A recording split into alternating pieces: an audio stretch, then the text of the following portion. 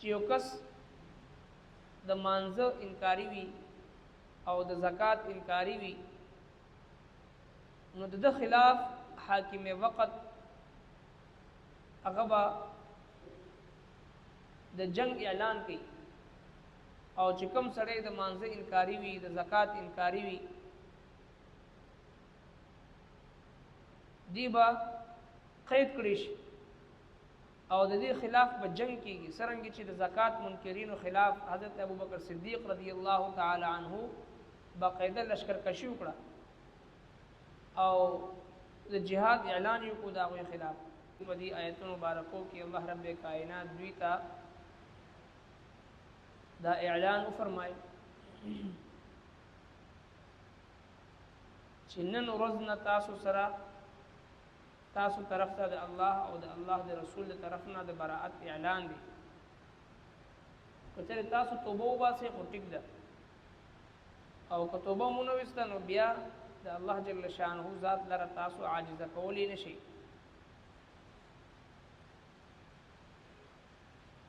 نرنی آیتونو مبارکو کی ابتداءً د هغه مشرکینو استثناء کیږي چې کوم مشرکینو نبی علیہ الصلوۃ والسلام سره عهد کړو خو بیا هغه عهد مات کړی نو په خپل وعده باندې کلک او نه د مسلمانانو خلاف د چا مرګرتیا کړو نو الله تبارک وتعالى او فرمایل چې تاسو هم دوی سره خپل وعده پوره کړئ دې ته سموي تر خپل نیټه پوری او چې کله د اشهر الحرم یعنی حرمت والا میاشت تیر شي کم سلور میاشت وی د حرمت والا د دین بعد چې کم دې د مشرکین چې کم ځکه تاسو بیا مو می قتل کړي او راونی سید دوی محاصره وکي او زی په زی باندې دوی ته په لار باندې کینی ورته البته کچری توبه وباسي او موز قائم کی او زکات ورکی نو بیا د دوی لار پرېږدي او کچری د مشرکین نه څوک تاسو نه پناه وغواړي نو څو وخت دپاره ولا پناه ورکړي دې دپاره چې دوی د الله تبارک وتعالی کلام ووري او بیا هغه ورسوي په امن سره چې کوم د دوی ځای دی هغه ځای ته ورسوي ځکه چې دوی داسې خلق دي دوی نه پوهېږي نو فرمایي الا الذین مگر هغه کوم سره چې عاهدتم تاسو معاهده کړې ده من المشرکین د مشرکانو نه ثم لم ينقصوكم ثم بیا لم ينقصوكم چې هغوی تاسو سره دوکې ونکړو دوکۍ ونکړه شیئا هیڅ هم ولم يظاهروا عليكم او نهغوی مدد وکړو ستاسو خلاف احدا دیچا فاتموا پس پوره کړئ تاسو الیهم د دوی طرف ته د دوی سره عهدهم د دوی معاهده الى مدتهم د دوی مقرر مودې پورې ان الله بشک الله جل شانه يحب المتقين وخوي پرهیزګاران فاذا انسلخ بیا هر کله چې تیر شي اشهر الحرم میاشت د احترام حرمت والا فاقتلوا المشرکین نو وجنی تاسو مشرکان حيث وجدتموهم فکم زی چې دوی بیا مومي تاسو وخذوهم او انسی دوی واحصروهم او راگیر کئی دوی محاصرو کئی دوی وقعدوا لهم او کینی دوی تا پہر وقعدوا لهم او کینی دوی تا کل مرصد پہر مقکی فَإِن تَابُوا کچری دوی توبه وکړي واقاموا الصلاة او قائم کړي منځ وآتوا الزکاة او ورکی زکات فخلوا سبیلهم نپریک دی دوی لارا ان الله غفور رحیم بشک الله جل شانو بخون کی رحم کون کی دی وان احد او کچری یو کس من المشرکین د مشرکانونا استجارک پنا اغواړي دتانا فاجره نو پنا ورکاغتا حتا تردیچی يسمع كلام الله اغور كلام د الله ثم ابلغه بیا ارسوا اغا مأمنه دا اغا امن زیتا ذالک بانهم دا زکه چې دوی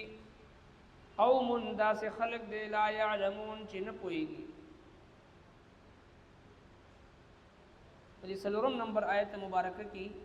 هغه مشرکین او ذکر دی چې کوم نبی کریم صلی الله علیه وسلم سره معاهده کړو او بیا د خپل وعدې پاسداري کړو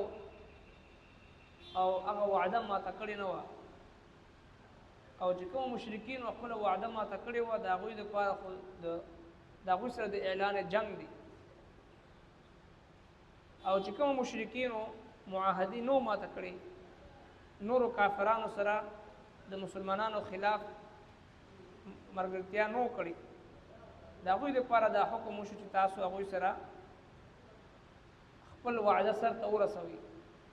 چې څومره میاشت او څومره وخت دپاره چې د معاهده شوې ده نو تر هغې پورې دوی ته څه مه وایي ځکه چې دا د تقوا تقاضا ده د پرهیزګارۍ تقاضا ده او ان الله يحب المتقین الله تبارک وتعالی پرهیزګارانو خلقو سره محبت ساتي کم انسان کی پرهیزګاری وي تقوا وي د الله یره وي او د الله د یرې نه ګناه نه کوي د الله د یرې نه عهد او وعده نه ماتي د الله د یرې نه خپله وعده سرته رسوي ان الله يحب المتقین بشک الله پاک خوښوي پرهیزګاران دا د پرهیزګار انسان صفت دی چې دی وعده خلافی نه کوي وعده نه ماتي نو لہذا تاسو خپل وعده مه ماتوئ هغوی نه مات کړي تاسو خپل وعده مه ماتوئ خپل وعده سرته ورسوئ فاذا انسلخ الاشهر الحرم بیا چې کله حرمت ولا میاشت تېرې شي څلور میاشتې دي فاقتلوا المشرکین هغې نه بعد تاسو د مشرکینو سره قتال او جهاد فی سبیل الله شروع کړئ حیث وجدتموهم په کوم ځای چې بیا مومئ تاسو هغوی ته پرونی آیتونو مبارکو کې څلور میاشتې مهلت ورکړی شوي مشرکینو ته چې دغه جزیره عرب دغه حرمین شریفین دغه پاکه خوره چې د مشرکینو نه پاک شي او پیغمبر علیه السلام وفرمایل اخرجوا اليهود والنصارى من جزیرة العرب یهود و نصارا جزیره عرب نه وباسي د جزیره عرب نه د وستو حکم دی نه دا چې دوی ته عزت ورکی نه دا چې دوی ته چې دی نو یو مقام ورکی او د مشرکینو سردار ته عزت او احترام ورکی او هغه ته د مسلمانانو بچی زنانه ورته په قطارونو ودرئ دا کافرانه عمل دی د مسلمان شان دا نه دی دوی سره د جهاد حکم دی فاقتلوا المشرکین حيث وجدتموهم ووجنئ مشرکان چې په کوم ځای تاسو بیا مومئ وخذوهم او ونیسئ دوی قید کړئ واحصروا لهم راګیروئ دوی لره واقعدوا لهم او کینئ دوی ته په هر کله مرسه په هر موقع باندې چې کوم ځای باندې د دوی د تګ راتګ لاره وي دوی ته به کینئ او دوی به راګیروئ فإن تابوا وأقاموا الصلاة فإن تابوا چې توبه وباسي واقاموا الصلاة قائم کړي وآتوا الزکاة او ورکوي زکات فخلوا سبیلهم نو پرېږدئ د دوی لاره د دې آیت مبارکه نه مفسرین کرامو استدلال کړی دی فقهای کرامو امام ابو حنیفه امام شافعی چې څومره ائمه مجتهدین دي چې یو کس د مانځه انکاری وي او د زکات انکاری وي نو د خلاف حاکم وقت هغه به د جنگ اعلان کوي او چې کوم سړی د مانځه انکاری وي د زکات انکاری وي دی به قید کړی شي او د دې خلاف به جنگ کیږي څرنګه چې د زکات منکرینو خلاف حضرت ابوبکر صدیق رضی الله تعالی عنه باقاعده لشکرکشي وکړه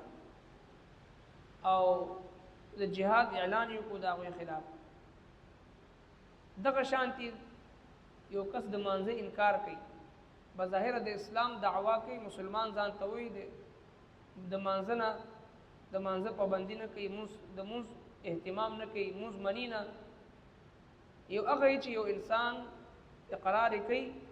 او د خپل غفلت د وجه نه ادا کوي نه دا ګناه کبیره ده دا فاسق دی فاجر دی عظیمه ګناه ده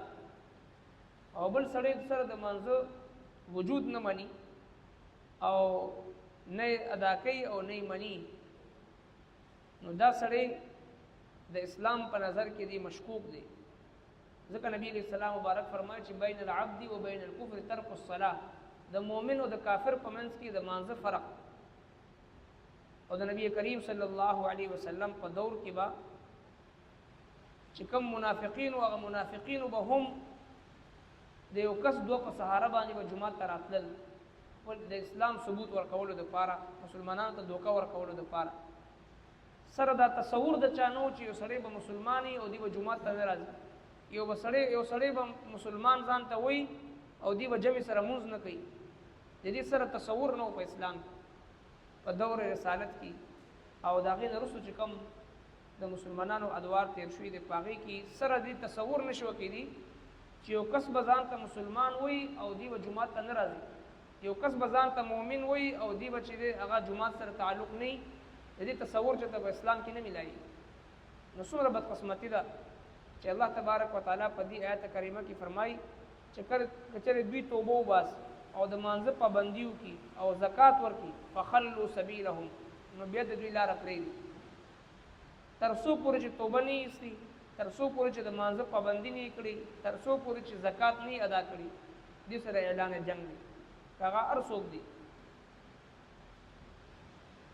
او بیا بل هدایت بیانېږي و ان احد من المشرکین استجارک فاجره مشرکین نو څوک تاسو نه پناه وغواړي نو بیا پناه ورکوي موقع ورکوي هغه ته حتی يسمع کلام الله دې د پاره چې هغه د الله جل شانه کلام ووري او هغه نه بعد ثم ابلغه مأمنا بیا هغه د خپل امن زیته برسي او چې کوم مشرک کافر وي حربي کافر وي هغه زیات وخت په دار الاسلام کې بنه ساتي ځکه به د نقصان باعث جوړي ذالک بانهم قوم لا يعلمون دا ځکه چې داسې خلق د جدي پويږي نه دوی ته بدون مقور کې چې دوی قران ووري او د قران په ذریعہ دوی ته هدایت ملوشي ربنا آتنا في الدنيا حسنة وفي الآخرة حسنة وقنا عذاب النار